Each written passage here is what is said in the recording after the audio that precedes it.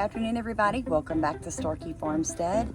So by popular demand, today's video is on Hammer. Hammer the livestock guardian, Hammer the farm dog, Hammer the dog who's afraid of the rain. You afraid of the rain? I know it, my love. Let's talk about his diet. So scary. All 85 wonderful, beautiful pounds of him. Just so scary. This is Hammer. He will be 3 in October. He is a 3/4 papered German Shepherd and a 1/4 Plot Hound. So no, even though people want to argue with me, this is not a full-blooded German Shepherd. I know his genealogy. Now, this is Atlas. Atlas is a 6.5-year-old Rat Terrier Dotson mix. We got him from a no-kill shelter in Denham Springs, Louisiana, immediately following the Great Flood. Hammer, we basically took because his mother was a paper German Shepherd, his father was a mix, and he was half German Shepherd, half Plot Hound, and the lady could not sell the puppies, and she was unsure what to do with them. Hammer. He was the biggest in the litter, and though he looks full-blooded, he is not. Let's start with his diet. Hammer has been raised on, you guys get ready for this, fresh blood from when we are butchering, organ meat off of any of the animals that we're butchering, which tends to be rabbit, chicken, or quail. He was raised on beef liver, rabbit bones, raw chicken eggs, raw quail eggs. The deer flies are tearing him up. There's one on his nose. Sorry. Hold on. Quit going by the woods, dude. Come on.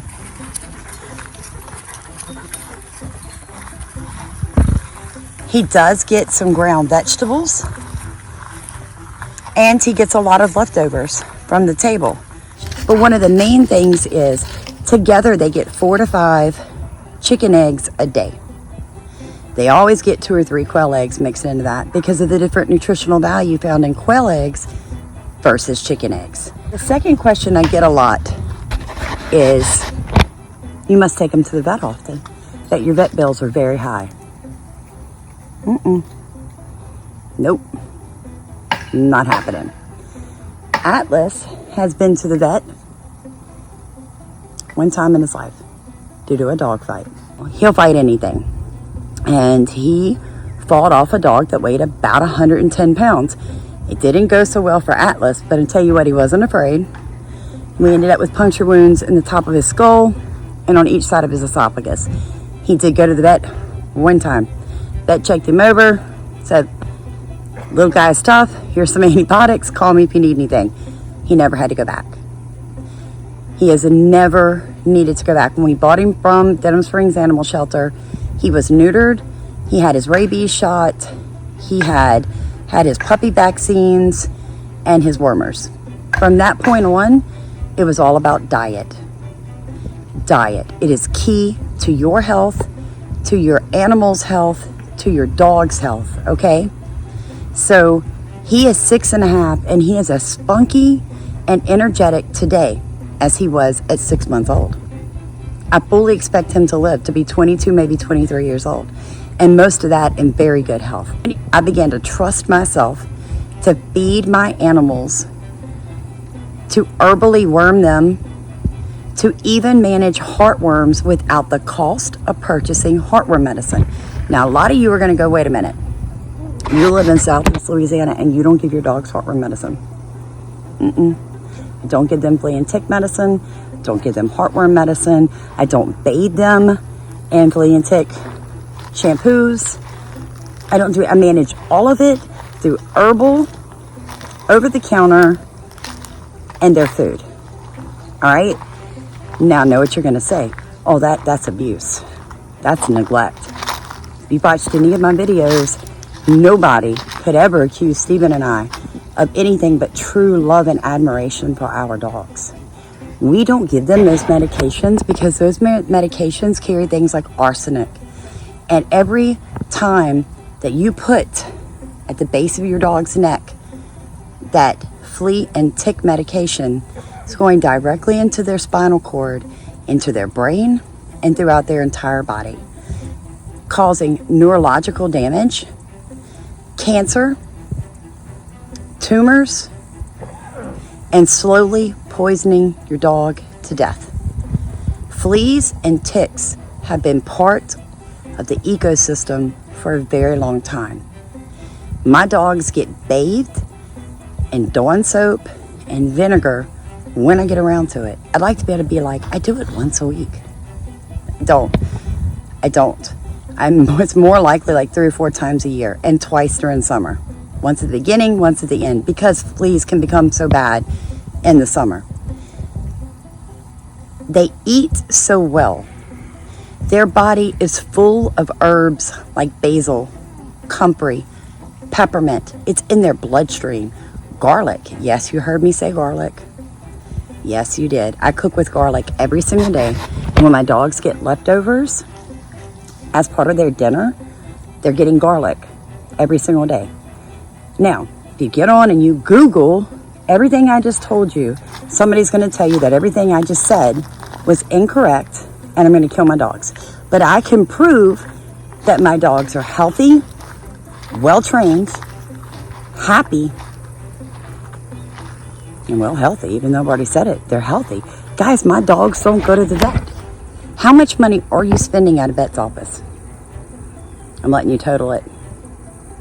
Heartworm medicine, flea and tick, injections every year, boosters, vet check, special shampoos, thyroidism medicine, high blood pressure medicine. How many of you have dogs with cancer, with arthritis, with tumors, with blood disorders, diabetes, anxiety? A lot of you. My 2 dogs have none of that. One is 6.5, one is almost 3. They never go to a vet. I don't have behavior problems. I don't have anxiety problems. We don't have arthritis. We don't have cancer. We don't have a flea or a tick problem that is out of hand. They don't hack and cough and sound like they're dying from heartworms, even though they both sleep outside in Southeast Louisiana without a vet prescribed heartworm medicine. I mean, Hammer eats chicken poop, y'all. Quail poop when he's in the pen with them. Like, why am I going to be worried that he gets a little poop on an eggshell that he eats? I mean, really, I want you to internalize the way they've got you thinking. Why should I give my dog arsenic every month to kill fleas? Somebody tell me why. Put it in the comments. I'm sure I'll get some good ones. Because here's the real question. Dawn soap and vinegar every couple of months will kill it. Now, if it gets really bad, and sometimes it does, I literally cover my dogs in cooking oil, head to toe. From the tip of their little nose to the tip of their little tail, they get covered in cooking oil, and I brush it into that thick fur all the way to the skin. I wait 7 days and I coat them again. Why? Because the life cycle of a flea is 5 to 7 days. So I coat them, it kills the adults. I wait 5 to 7 days, I coat them again, it kills all the newly hatched before they're old enough to lay more eggs. And I break the cycle. The fleas are still there. They're still biting them. If they didn't bite them, they wouldn't die. So the flea has to bite him to get his blood, and then the flea dies. So what does that tell you? His blood is poison. Listen to what I just said. Flea and tick medicine works like this.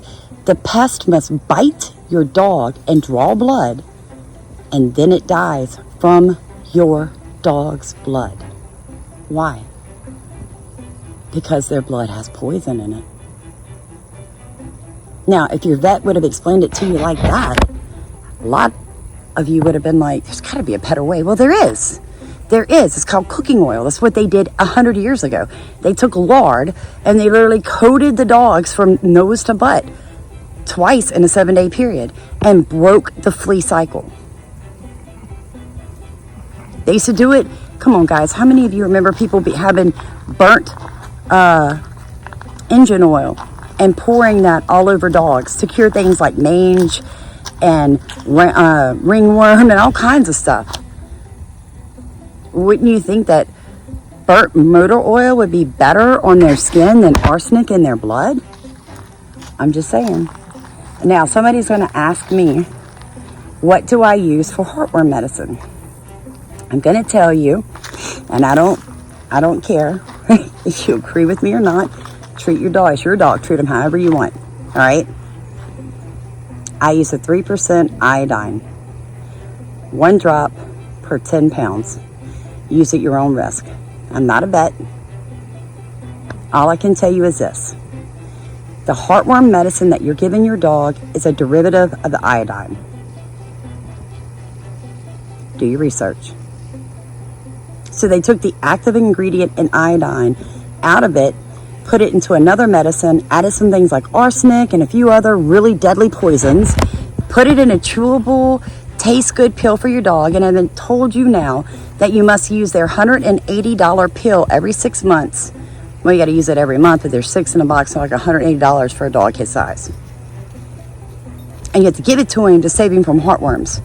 Your dog was born with heartworms. What heartworm medicine does is stops the worms from growing into adulthood and clogging up the arteries of the heart. So even if you're giving your animal heartworm medicine, they still have juvenile heartworms in the heart. Vets don't tell you that either, do they? Why? Because the pharmaceutical companies pay for them to go to school. Pharmaceutical companies are the ones that create the textbooks that they learn from. They take more pharmaceutical classes on medications to give out than they do on anything else. So they don't know anything but what the pharmaceutical company tells them. Okay, so your dog is being given medication that is poisoning his blood. It doesn't kill the heartworms. It stunts them from growing, puts them in a stasis. Very similar to what tapeworm medication does. When you give your dog a tapeworm pill from the vet or from the store. Now, iodine, 1 drop, and it's a tiny drop, to every 10 pounds, every 6 months. So Hammer weighs 85 pounds. He gets 9 drops and a can of sardines every 6 months. That's twice a year. Atlas weighs 20 pounds. He gets 2 drops and a can of sardines twice a year, every 6 months. I'll tell you who taught me that. My father. Why? Because that is how they treated their dogs 80 years ago on a farmstead for heartworms. Okay? Hammer, get away from that. Now, what kills tapeworms? Actually kills it and doesn't poison your dog. But if you watched any of my videos, I know you guys are going to get this. Pumpkin seeds, you heard me right. Grind them up, feed it to your dog 7 days in a row. About a cup for every 40 or 50 pounds. So Hammer would get like 1.5 cups of ground pumpkin seeds mixed in with his raw eggs and all that good stuff every day for like 7 days. Guys, it cured him of the tapeworms without poisoning him. One time he jumped up about 6.5 feet. When he landed, I saw him just kind of, same thing. He might have had a hairline fracture in that back leg, but I didn't worry about taking him to the vet because I knew that I had an herb on my property that was called Bone Set Comfrey that could literally knit bones and soft tissues back together. I've used Comfrey on myself, my husband, and my father. So if I can use it on us, I can definitely use it on him. So I hope this video helped. I was actually going to do a video on Steven butchering rabbits, but Steven worked all day in the heat. His back is hurting. He was not up for me putting the camera directly into his face. But let me show you what Hammer just went over there and snuck out of that bucket. So he is eating, fur and all, a rabbit foot. So rabbit bones are flexible enough, unlike chicken bones, turkey bones, fish bones, they will not get into your dog's gut and puncture. So they can actually eat them raw. That's the only way that they should eat them. Cooked bones are never good for your animals. It's good for his teeth, it's good for his bones, and really the back legs of rabbits are the only ones that actually have any real bone marrow, so that's kind of good for him. That's the wolf genetics coming out, guys. They like raw meat. So what I'm gonna do now, I'm gonna go over there while Steven's finishing up these rabbits, and I'm gonna take out all the lungs, the heart, the liver, the kidney, and I'm gonna bring it back over here and feed it to him. Atlas isn't always down with raw meat like that, raw organs. He will eat raw hamburger meat or raw liver. He's just not down with warm, fresh out the body parts. But Hammer is. Look what Mommy has. What? Oh my goodness. What does Mom have for you?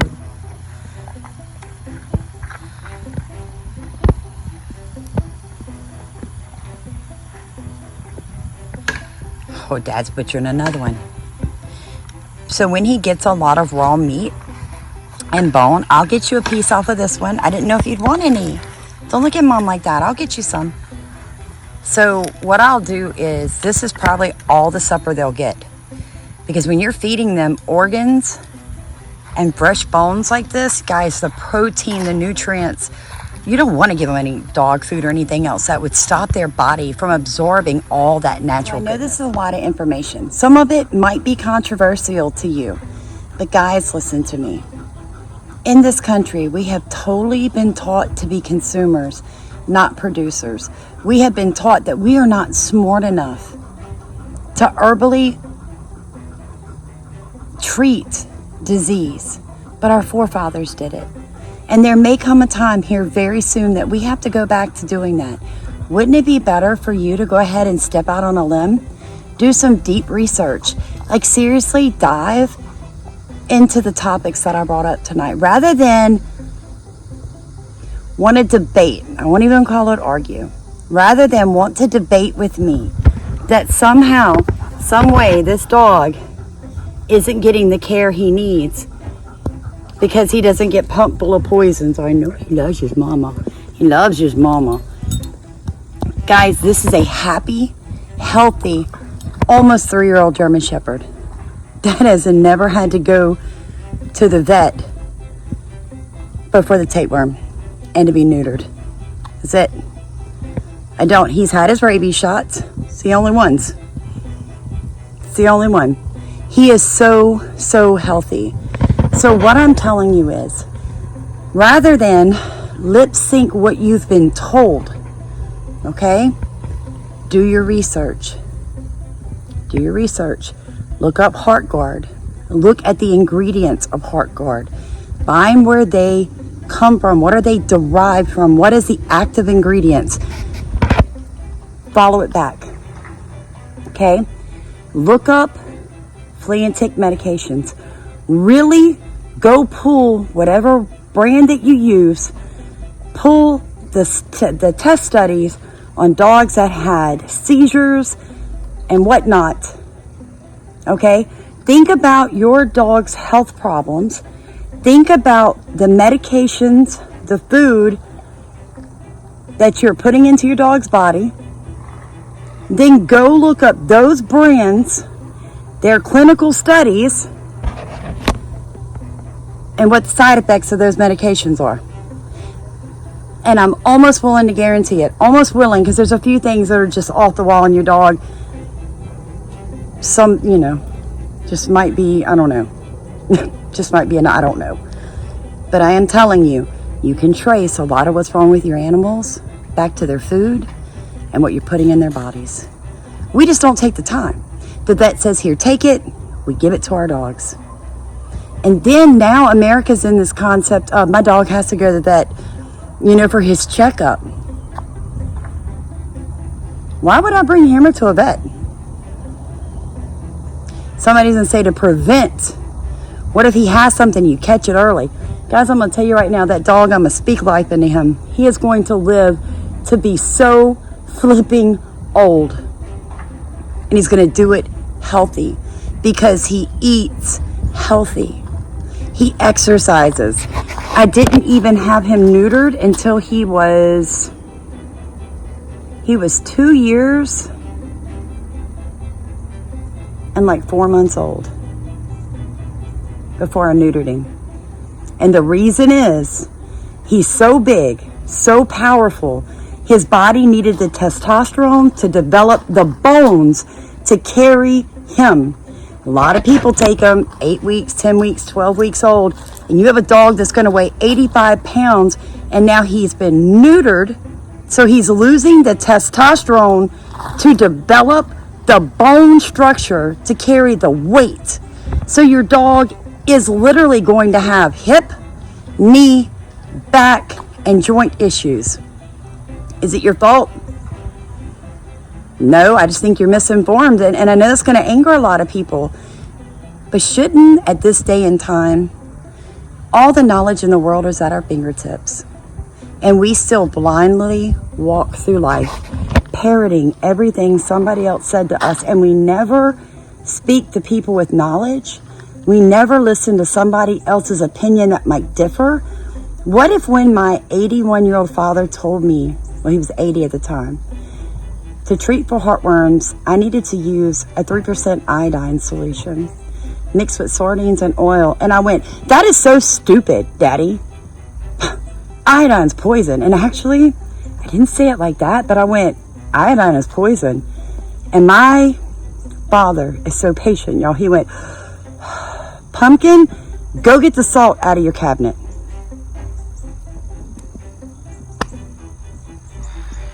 If you don't go look in your cabinet right now at your salt, I'm not going to say a word. Just go do it. Go do it right now. And all I'm going to say is iodine can prevent heartworms from killing your dog. Guys, they have lied and lied and lied and twisted and put the language out there in such a way that we can't follow the trail. And when we do, other people can't follow with us. So then they tell us we don't know what we're talking about. All I'm going to say is the proof are my dogs. The proof is a lack of a vet bill. The proof is how active, how intelligent, how well trained, how well behaved. I know most people can't even pay attention for 5 minutes anymore. All I can tell you is I hope you watch this video. I hope that you feel empowered. I hope that you look at my animals, where I got my knowledge. The fact that I spent 10 years in college with a master's plus 18 to learn to teach. And back in the day when I went to college, we were taught how to read studies. We had to write a scientific study. We had to be able to trace things back to the source. So when I tell you that I know how to do research, I really mean, I'm not talking nowadays research. I'm talking old school research. I can do it. My dad has been spot on with all the advice he's given me for my dogs. So you guys have a blessed day. Please like, comment, and subscribe. We'd like to tell the world you can farmstead, homestead, hobby farm, and never pay a vet bill.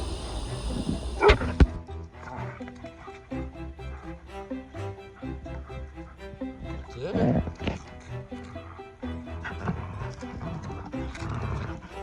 Release.